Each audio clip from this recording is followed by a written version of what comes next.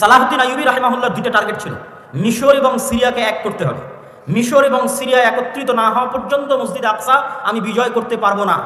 মজার বিষয় হলো ওমর রাদিয়াল্লাহু তাআলা আনহুর যুগে যখন মসজিদ আকসা বিজয় হয় তখনও মুসলমানেরা মিশর এবং সিরিয়া একত্রিত করেছিল। মিশর এবং সিরিয়ার বিজয় শেষ করে মসজিদ আকসার বিজয় সম্পন্ন করেছিল। কেননা ভৌগোলিকভাবে আজও মসজিদ আকসা বিজয় করা কঠিন যদি সিরিয়া এবং মিশর আপনার হাতে না থাকে। ফিলিস্তিন বিজয় করা কঠিন যদি সিরিয়া এবং মিশরের মাটি আপনার হাতে না থাকে। এর অনেক ভৌগোলিক বিশ্লেষণ আছে, আমি লম্বা আলোচনায় যাব না। তার মধ্যে সবচেয়ে বড় ভৌগোলিক বিশ্লেষণ হচ্ছে ভূমধ্য সাগর। ভূমধ্য সাগরের পানি আপনি কি দিয়ে কন্ট্রোল করবেন? ক্রুসেডাররা সব আসতো ওই পানি দিয়ে, ভূমধ্য সাগর দিয়ে। বেশিরভাগ স্থলপথেও আসতো না তা নয়, কিন্তু পানি দিয়ে আসতো। ওই ভূমধ্য সাগরের তীর কন্ট্রোলে নিতে হলে আপনাকে সিরিয়া পুরো কন্ট্রোলে নিতে হবে, মিশর পুরো কন্ট্রোলে নিতে হবে, তাহলে প্রবেশ পথ বন্ধ, অন্তত সমুদ্র দিয়ে আর কেউ আসতে পারবে না। এবার মাটি আপনার দখলে, এখন শুধু মসজিদ আকসা বাকি। তো এটা ছিল সালাহুদ্দিন আইয়ুবী রাহিমাহুল্লাহর 1 নম্বর কৌশল। 2, সালাহুদ্দিন আইয়ুবী রাহিমাহুল্লাহ আকীদাগত যুদ্ধ লড়েছিলেন, আকীদার যুদ্ধ। তিনি শিয়াদের বিরুদ্ধে যুদ্ধ করতে করতে ক্লান্ত হয়ে গেছে। যত বেশি মুসলমানদের বিরুদ্ধে সালাহুদ্দিন আইয়ুবী যুদ্ধ করেছিলেন, মুসলিম শাসক এবং মুনাফিকদের বিরুদ্ধে, তত যুদ্ধ উনি ক্রুসেডারদের সাথেও লড়েননি, তত যুদ্ধ উনি এই খ্রিস্টানদের সাথেও লড়েননি। ওনার দিনই পার হয়ে গেছে, সময় বয়সই পার হয়ে গেছে শুধু মুসলমানদের সাথে যুদ্ধ করতে করতে, মুসলিম আমির ওমারাদের মুনাফিকি দূর করতে করতে। তার একটা বড় কারণ ছিল শিয়া মাযহাব। এই শিয়া মাযহাব থেকে মিশরকে মুক্ত করার জন্য আরেকটা মাদ্রাসা প্রতিষ্ঠা হলো, মাদ্রাসা নিজামিয়া, নিজামুল মুলক। তিনি এই মাদ্রাসা প্রতিষ্ঠা করলেন, তার নামে মাদ্রাসার নাম হলো মাদ্রাসা নিজামিয়া। যে মাদ্রাসা নিজামিয়াকে প্রতিষ্ঠা করা হয়েছিল জামিয়াতুল আজহারের মোকাবেলায়, শিয়া মাযহাবকে উৎখাত করার জন্য আরব বিশ্ব থেকে। এবং এই মাদ্রাসা নিজামিয়ার ছাত্রদের বড় ভূমিকা ছিল পরবর্তীতে মঙ্গোলীয়দের পতন ঘটাতে এবং পরবর্তীতে ক্রুসেডারদের পতন ঘটাতে এবং পরবর্তীতে শিয়া মাযহাব থেকে আরব বিশ্বকে মুক্ত করতে মাদ্রাসা নিজামিয়ার ছাত্রদের বড় অবদান ছিল। বড় বড় আলেম এই মাদ্রাসার ছাত্র। ইবনু আসাকির তারিখ দিমাশকের লেখক এই মাদ্রাসার ছাত্র, ইমাম গাজ্জালি এই মাদ্রাসার ছাত্র, এবং এই মাদ্রাসারই পরবর্তী উত্তরসূরিরা ছিলেন ইবনে কাসির, ইবনুল আসির, ইবনু তাইমিয়া। তাদের যুগের যারা, তারা আরও পরে এসেছেন, কিন্তু তার আগের যখন মাদ্রাসা প্রতিষ্ঠা হয় তখনকার কথা বলছি, সম্মানিত উপস্থিতি। তারপরে সালাহুদ্দিন আইয়ুবী রাহিমাহুল্লাহ মিশর বিজয় করার পর জামিয়াতুল আজহার থেকে শিয়া মাযহাবকে চিরদিনের জন্য নিষিদ্ধ করে দিলেন, এবং আজ পর্যন্ত, এখন পর্যন্ত মিশরে আর পরবর্তীতে শিয়া মাযহাব প্রবেশ করতে পারেনি, এবং জামিয়াতুল আজহার বা আজহার বিশ্ববিদ্যালয়ে শিয়া মাযহাব প্রবেশ করতে পারেনি। তারপরে এবার যখন তিনি জেরুজালেম বিজয়ের জন্য অভিযান শুরু করলেন, তখন সবচেয়ে বড় যুদ্ধটা হয়েছিল হিত্তিনের প্রান্তরে। আর ইউরোপ থেকে যারা এসেছিল, ইউরোপ হচ্ছে সব শীতকালীন দেশ, শীতকালীন কান্ট্রি। মুসলমানেরা শীতকালীন এরিয়া বিজয় করতে পারতো না, স্পেন পর্যন্ত গিয়ে শেষ। স্পেনের সাথে লাগানো ফ্রান্স, স্পেনের সাথে লাগানো সীমানা ইতালি ফ্রান্স মুসলমানেরা বিজয় করতে পারেনি। তার সবচেয়ে বড় কারণ ছিল বরফ এবং শীত। তার পরবর্তীতে নৈতিক এবং চারিত্রিক অধঃপতন তো আছে। তারপর আজীবন ইস্তাম্বুল মুসলমানেরা বিজয় করতে পারেনি, কনস্টান্টিনোপল তখনও অবিজিত। যখনকার ঘটনা বলছি তখনও বিজয় হয়নি, এটা আমি আসবো ধীরে ধীরে এবং আমার বক্তব্য শেষের দিকে নিয়ে যাবো। তাহলে কি হলো, সালাহুদ্দিন আইয়ুবী হিত্তিনের প্রান্তরে যুদ্ধ করছেন কাদের সাথে? যারা ওই সমস্ত এলাকা থেকে এসেছে যেগুলোতে -ডিগ্রি শীত। তো এই জন্য সালাহুদ্দিন আইয়ুবী ওদেরকে নিয়ে চলে গেলেন মরুভূমিতে। যুদ্ধে পরাজয়ের ভান করে সবকে নিয়ে গেলেন মরুভূমিতে, যেখানে পানির কোনো ব্যবস্থা নাই, মাইল 50-100 কিলোমিটারের মধ্যে। আর চারিদিকে আগুন জ্বালিয়ে দিয়ে ব্যবস্থা করলেন গরমের তাপের। যুদ্ধ ছিল জুন জুলাইয়ের মৌসুম, উপরে সূর্যের তাপ, নিচে মরুভূমির তাপ, আর চারিদিকে আগুনের তাপ। এই তাপ সহ্য করার জন্মগত ক্ষমতা আরবদের আছে, কেননা তারা মরুভূমিতেই বড় হয়েছে। আর যারা ক্রুসেডাররা এসেছে তারা সব এসেছিল শীত দেশ থেকে। এই জন্য গরমে গায়ের সব বর্ম, লোহার বর্ম তারা খুলে ফেলতে বাধ্য হয় এবং যুদ্ধে তাদের পরাজয় সুনিশ্চিত হয়। তবে মজার বিষয় কি? মজার বিষয় হচ্ছে ওমর রাদিয়াল্লাহু তাআলা আনহু মসজিদ আকসা বিজয় করেছেন, 1 ফোঁটা রক্ত পড়েনি। সালাহুদ্দিন আইয়ুবী মসজিদ আকসা বিজয় করেছেন, 1 ফোঁটা রক্ত পড়েনি। এবং আমি বিশ্বাস করি তৃতীয়বার যখন মসজিদ আকসা বিজয় হবে তখনও 1 ফোঁটা রক্ত পড়বে না। এই ধারাবাহিকতা বজায় থাকবে, আল্লাহ সুবহানাহু ওয়া তাআলা সেই ব্যবস্থা করে দিবেন, এটা বিশ্বাস করি অন্তর থেকে ইনশাআল্লাহ।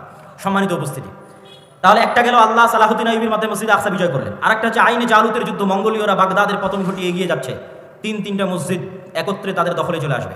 জেরুজালেম দখলে আসবে, মক্কায় দখলে আসবে, মদিনা দখলে আসবে। 3টা মসজিদকে বাঁচানোর মতো ওই সময় আর কোনো শক্তিশালী শাসক ছিল না, মামলুক, মিশরের মামলুকরা ছাড়া। সালাহুদ্দিন আইয়ুবীর পরপরই 50-100 বছরের মাথায় মঙ্গোলীয়দের এই ঘটনাগুলো। তখন মামলুকদের বাদশা ছিল সাইফুদ্দিন কুদস, জাহিরুদ্দিন আল বেরবাস। তাদের সাথে যুদ্ধে সর্বপ্রথম মঙ্গোলীয়রা পরাজয় ঘটে। তাহলে একদিকে জেরুজালেম উদ্ধার হলো, মঙ্গোলীয়দের পরাজয় হলো। পরবর্তীতে মঙ্গোলীয়দের কি হলো? পরবর্তীতে মঙ্গোলীয়রা নিজেরা ইসলাম গ্রহণ করে নিল। এই জন্য আজকে যত পাকিস্তান, ইন্ডিয়াতে খান দেখেন, মুসলমানেরা সব খান, এরা সব হচ্ছে মঙ্গোলীয়দের বংশধর। মঙ্গোলীয়রা পরবর্তীতে সব ইসলাম গ্রহণ করে নিয়েছিল। তার সবচেয়ে বড় কারণ ছিল মঙ্গোলীয়রা ছিল অশিক্ষিত, মূর্খ, অসভ্য। আর তারা মুসলমানদের যে সমস্ত নারী পুরুষদের ধরে নিয়ে যেত, এরা সবাই ছিল শিক্ষিত, উচ্চ মার্গের শিক্ষিত, মুসলমান নারী এবং পুরুষ না। তাদের সাথে বিবাহ বন্ধনে আবদ্ধ হওয়ায় ধীরে ধীরে ধীরে ধীরে তাদের পরবর্তী জেনারেশন ইসলাম গ্রহণ করে ফেলে। আর ক্রুসেডাররা কি হলো? ক্রুসেডাররা ফিরে চলে গেল ইউরোপে এবং আজ অবধি তারা ক্রুসেড চালাচ্ছে, চলছেই ক্রুসেড। আচ্ছা, এই দুইটা সংকট কাটিয়ে উঠে মুসলমানদের কোনো অর্জন আছে? আছে। স্পেন মুসলমানেরা ফিরে পায়নি, কিন্তু স্পেনের পরিবর্তে আল্লাহ মুসলমানদেরকে এরপরই, স্পেনের পরিবর্তে আল্লাহ মুসলমানদের এই দীর্ঘদিন যাবৎ মুসলমানেরা কুস্তুনতুনিয়া বিজয় করতে পারে না। কুস্তুনতুনিয়া বিজয়ের ইতিহাস পড়ে দেখেন, কত শত শত সাহাবি, আল্লাহর তাবি, সাহাবিদের তাবি, তাবে তাবি এই কুস্তুনতুনিয়া যুদ্ধে শহীদ হয়েছে। যত চেষ্টা করেছে পারেনি। আবু আইয়ুব আল আনসারী রাদিয়াল্লাহু তাআলা আনহু এই কুস্তুনতুনিয়া বিজয় করতে শহীদ হয়ে গেছে। এই কুস্তুনতুনিয়া বিজয়ের তৌফিক আল্লাহ দিলেন কখন? ক্রুসেডারদের হাতে মসজিদে আকসা হারানোর পরে, আবার মসজিদে আকসা ফিরে পাওয়ার পরে, মঙ্গোলীয়দের হাতে মুসলমানদেরকে চরম শাস্তি এবং আযাব দেওয়ানোর পরে, আবার মঙ্গোলীয়দের হাত থেকে সে আযাব এবং শাস্তি থেকে মুক্তি দেওয়ার পরে, আর স্পেনের গ্রানাডা এবং কর্ডোভার পতনের পরে মুসলমানেরা ইস্তাম্বুল বা আজকের তুরস্ক বিজয় করে মুহাম্মদ আল ফাতেহ এবং উসমানীয় খেলাফতের কায়েম হয়। এবং উসমানীয় খেলাফত আমলে মুসলমানদের শান শওকত, শক্তি সামর্থ্য বহাল ছিল। আমি আগেই বলেছি মুসলমানদের রাজনৈতিক বিজয়ের চিহ্ন কি? মসজিদ আকসা আপনার হাতে আছে কিনা? উসমানীয়দের হাতে মসজিদ আকসা ছিল। তারা মসজিদে আকসায় কোনো ইহুদিকে জমি ক্রয়ের পর্যন্ত সুযোগ দেয়নি উসমানীয়রা, কেন ইহুদিদের ব্রেন ছিল খুব শার্প। তারা আগে জমি ক্রয় করে সেখানে তাদের বসতি স্থাপন করতে চাচ্ছিল উসমানীয় খেলাফতের শেষ আমলে। আজ আমরা এই বিপদে কেন? আজ আমরা এই বিপদে আছি তার সবচেয়ে মূল কারণ হচ্ছে ঔপনিবেশিক শাসন আমল, কলোনিয়াল সিস্টেম। পৃথিবীর প্রায় সব মুসলিম দেশই, দুই একটা বাদ দিয়ে প্রায় সব মুসলিম দেশই ইস্তেমার, আরবিতে বলে ইস্তেমার, বাংলায় বলে উপনিবেশ, ইংরেজিতে বলে কলোনি। প্রায় সব মুসলিম দেশই ইউরোপের কোনো না কোনো দেশের কলোনি ছিল নিকট অতীতে। এটা হচ্ছে আমাদের উসমানীয় খেলাফতের পতনকাল থেকে নিয়ে আজ পর্যন্ত এই 150, 200, 300 বছরে, মানে আমরা যে জেনারেশন এখন অবস্থান করছি, এটার লাস্ট 200 বছর বা 250 বছর পৃথিবীর কোনো না কোনো মুসলিম দেশ, কোনো না কোনো ইউরোপিয়ান কান্ট্রির কলোনি ছিল। আমরাও 1947-এর আগ পর্যন্ত ব্রিটিশের কলোনি ছিলাম। তো 1947 তো ভাই এই কয়দিন আগের কথা। অনেকে দাদাও এখনো জীবিত আছে যারা 47 দেখেছে, এখনো জীবিত আছে। তো 47 তো কালকের কথা। তো 47-এর আগ পর্যন্ত আমরা ব্রিটিশের গোলাম ছিলাম। এরকম সারা পৃথিবীর প্রায় সব মুসলিম দেশ কোনো না কোনো ইউরোপিয়ান কান্ট্রির গোলাম ছিল। এবং এর উপর আমার লম্বা বিস্তারিত আলোচনা আমি গতকাল করেছি। এই গোলামির নিজাম থেকে ওই ব্রিটিশরা যেমন পুরো ভারতকে 3 ভাগে ভাগ করে দিল, বাংলাদেশ, পাকিস্তান এবং ইন্ডিয়া, ঠিক ওই ব্রিটিশরা যখন তাদের আরবে কলোনি ছিল তখন তারা আরব কেমনভাবে ভেঙে চূর্ণ বিচূর্ণ করে দিল। কাতার নামে পৃথিবীতে কোনো দেশই ছিল না, আরব আমিরাত নামে পৃথিবীতে কোনো দেশই ছিল না, জর্ডান নামে পৃথিবীতে কোনো দেশই ছিল না, ইসরায়েল নামে পৃথিবীতে কোনো দেশই ছিল না, লেবানন নামে পৃথিবীতে কোনো দেশই ছিল না। ঠিক তেমনি বাংলাদেশ বা পাকিস্তান নামে পৃথিবীতে কোনো দেশ ছিল না। এগুলো সব ওই যে ইস্তেমার, কলোনিয়াল সিস্টেম। ওরা যখন এই দেশগুলো ছেড়ে গেছে তখন ডিভাইড অ্যান্ড রুল, ভাগ করে গেছে, নতুন দেশ তৈরি করে গেছে। তো ওই শাম, সিরিয়াকে জর্ডানে ভাগ করেছে, লেবাননে ভাগ করেছে। একটু দিয়েছে জর্ডান, একটু দিয়েছে লেবানন, একটু দিয়েছে কাতার, একটু দিয়েছে আরব আমিরাত, একটু দিয়েছে বাহরাইন, একটু একটু করে দিয়ে ওর মধ্যে থেকে ইসরায়েল বের করেছে। ওর মধ্যে থেকে অল্প একটু জায়গা বের করেছে ইসরায়েলের জন্য। অনেক দীর্ঘদিনের সুপরিকল্পনার ফসল এবং মুসলমানদের অধপতনের ফসল, মুসলমানদের উপর আল্লাহর আযাব এবং গজবের যে আলামত সেটার প্রমাণ। আর এই আযাব এবং গজব থেকে উদ্ধার হওয়া সম্ভব নয় আমল এবং ইমানে পরিবর্তন ছাড়া। আমল এবং ইমানে পরিবর্তন ছাড়া সম্ভব নয়। আমি আপনাকে চ্যালেঞ্জ দিয়ে বলতে পারি, যেই ইহুদিরা ইসরায়েলে আছে তারা তাদের ধর্ম পালনে, আপনারা আপনাদের ধর্ম পালনে যতটুকু অ্যাক্টিভ তার চেয়ে বেশি অ্যাক্টিভ। কথা মনে হয় আমার বুঝতে পারেননি।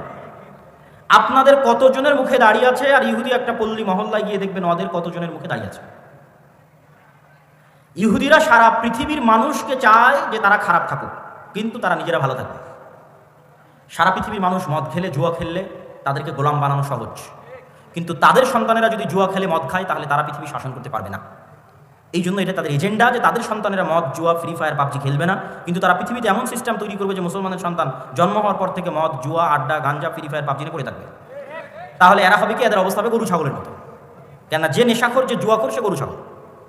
তার পৃথিবীতে কেন, বাড়ি, দেশে কেন, এলাকায় কেন, বাড়িতে পর্যন্ত শাসন ক্ষমতা কায়েম করতে পারবে না। একটা জুয়াখোর, একটা মদখোর কি বাড়িতে শাসন চালাতে পারবে? তো যে জুয়াখোর, মদখোর বাড়িতে শাসন চালাতে পারবে না, ও কুষ্টিন কালো মসজিদে আকসা বিজয় করতে পারবে না। যে ফ্রি ফায়ার, পাবজিতে ব্যস্ত আছে, ও বাড়ি চালাতে পারবে না, তো মসজিদে আকসাকে আমি বিজয় করবে।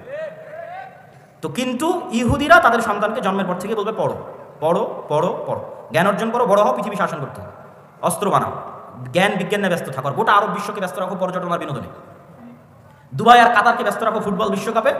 আর ফুটবল বিশ্বকাপ আয়োজন করা আর এগুলো খেলাধুলা নিয়ে পড়ে থাকা যদি খুবই ভালো হতো, তাহলে ইসরায়েলই আগে থাকতো। কথা বুঝতে পেরেছেন?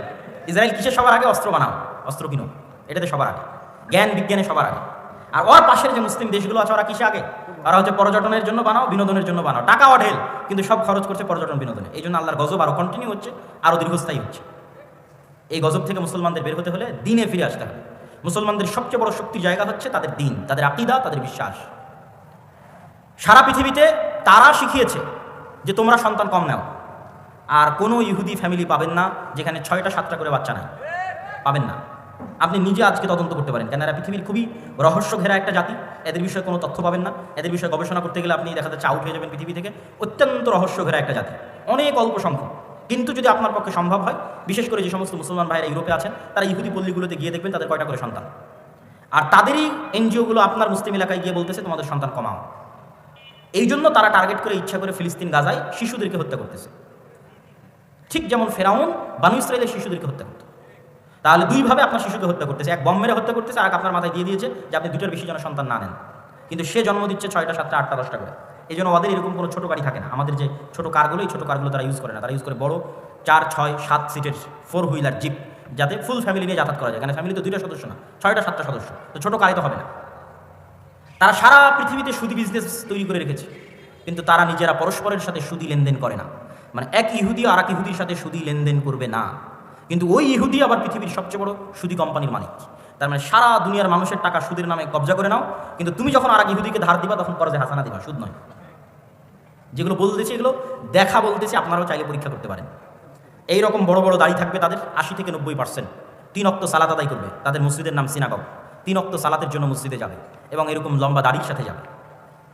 তাহলে তাদের সাথে আমাদের শত্রুতা কি? আমাদের আকীদা বিশ্বাসে কিন্তু অনেক মিল আছে। খ্রিস্টানেরাও অপেক্ষায় আছে একজন মাসিহ আসবে, ইহুদিরা অপেক্ষায় আছে একজন মাসিহ আসবে, আমরাও অপেক্ষায় আছে একজন মাসিহ আসবে। তাহলে আকীদা মিল হলো না ভাই? আকীদা মিল আছে, আর মাসিহ তো আসবেই, ঈসা মাসিহ। কিন্তু কার হয়ে আসবেন সেটাই হলো প্রশ্ন। খ্রিস্টানদের জন্য উদ্ধারকারী হয়ে আসবেন, না মুসলমানদের জন্য উদ্ধারকারী হয়ে আসবেন, না ইহুদিদের জন্য উদ্ধারকারী হয়ে আসবেন? কোরআন এবং হাদিস বলছে মাসিহ আসবে দুইটা, একটা মাসিহ আদ-দাজ্জাল আর একটা ঈসা মাসিহ। মাসিহ আদ-দাজ্জাল হবে ইহুদিদের উদ্ধারকারী, আর ঈসা আলাইহিস সালাতু ওয়াস সালাম হবেন মুসলমানদের উদ্ধারকারী। সম্মানিত উপস্থিতি, এরকম আকীদা বিশ্বাসে আরও মিল আছে। তারাও এক পৃথিবীতে এক আল্লাহর ইবাদত করে, মানে আল্লাহর একত্ববাদে বিশ্বাস করে সামান্যতম হলেও। তাদের মধ্যেও শিরক আছে, কিন্তু যেমন আমাদের ব্রেলভী ভাইয়েরা যেমন তাদের মধ্যে শিরক থাকলেও তারা এক আল্লাহ বিশ্বাস করে, এরকম এক আল্লাহ বিশ্বাস করে। দিনের মধ্যে একটা দিন হচ্ছে ইহুদি দিন। ইহুদিরা খ্রিস্টানদের মতো তৃত্ববাদে বিশ্বাস করে না, খ্রিস্টানরা কিন্তু 3টে দিনে বিশ্বাস করে, 3টে রব বা খোদায় বিশ্বাস করে, তারা একটাই বিশ্বাস করে। মুসলমানেরাও একটাই বিশ্বাস করে। তাহলে শত্রুতা কোথায়? শত্রুতা আমাদের পক্ষ থেকে নয়। মুসলমানেরা কোনোদিনই জাতিগতভাবে ইহুদিদের সাথে শত্রুতা করেনি। ওমর রাদিয়াল্লাহু তাআলা আনহুকে খ্রিস্টান পাদ্রীরা জোর করে লিখিয়েছে চুক্তির মধ্যে, যে আপনি লেখেন চুক্তিতে যে জেরুজালেমে আপনি কোনো ইহুদিকে বসবাস করতে দিবেন না। ওমর রাদিয়াল্লাহু তাআলা নিজে থেকে বলেইনি কখনো। ওমর রাদিয়াল্লাহু তাআলা বরং তাদের সাথে এটা বলে রেখেছে যে তোমরা যত কড়া করে বলতেছে, এত কড়া করে তো করা ঠিক হবে না। তারা চাচ্ছিল, পাদ্রীরা চাচ্ছিল যে কোনো ইহুদি যেন আসতেই না পারে, এবং তারা আসতে দিত না। ঈসা আলাইহিস সালাতু ওয়াস সালামের মৃত্যুর পর থেকে নিয়ে ওমর রাদিয়াল্লাহু তাআলা মসজিদে আকসা বিজয়ের আগ পর্যন্ত খ্রিস্টানরা কোনো ইহুদিকে জেরুজালেমে প্রবেশ করতে দিত না। তো ওমর রাদিয়াল্লাহু তাআলা বলছে এত বড় অমানবিক আইন আমি কিভাবে বাস্তবায়ন করতে পারি? তখন খ্রিস্টানরা বললো ঠিক আছে, আপনি যদি এত বড় আইনকে অমানবিক বলেন, তাহলে এতটুকু অন্তত আমাদের কনফার্মেশন দেন যে আপনি এই জেরুজালেমে ইহুদিদের স্থায়ী বসবাস করতে দিবেন না। আসুক, এসে মসজিদে আকসা দেখে ঘুরে চলে যান, তাদের পবিত্র জায়গা যেগুলো আছে সেগুলো দেখে ফেরত চলে যান। ওমর রাদিয়াল্লাহু বলেন ঠিক আছে। ইহুদিদের সাথে জাতিগত বিদ্বেষ কখনই মুসলমানরা করে। ইহুদি লেখকরা লিখে গেছে যে তাদের যে পুরো জাতির হিস্ট্রি, এই হিস্ট্রির মধ্যে তাদের সবচেয়ে স্বর্ণযুগ ছিল স্পেন। স্পেনে যখন মুসলমানদের শাসন ছিল, তখন সারা পৃথিবীর নির্যাতিত অত্যাচারিত ইহুদিরা স্পেনে এসে আশ্রয় নিয়েছিল, আর মুসলিম বাদশাহ শাসকরা তাদের আশ্রয় দিয়েছিল, মানবিক কারণে আশ্রয় দিয়েছিল।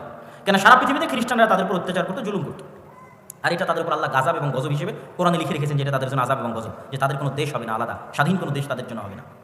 তো এই জন্য জাতিগত বিদ্বেষ আপনি মুসলমানদের থেকে পাবেনই না। তাহলে সমস্যা তাদের পক্ষ থেকে, তাদের অন্তরে এটা চরম আকারে সুপারিয়রিটি।